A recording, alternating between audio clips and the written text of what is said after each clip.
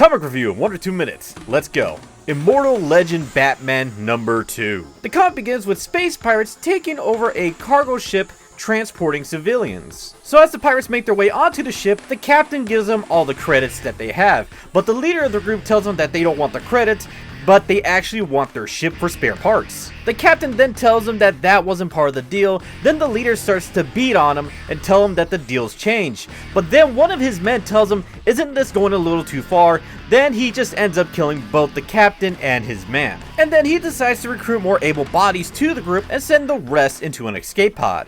However, an old man decides to try to stand up to the leader, but it doesn't really go well, and the leader tells one of the other passengers to beat on the old man.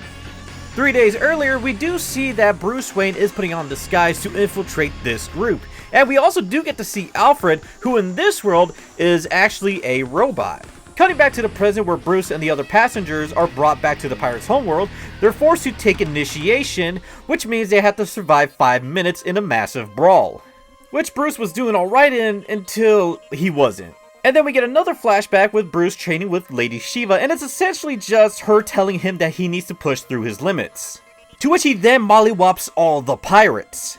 Then it's revealed that the leader knew who he was and reveals himself to be Bane.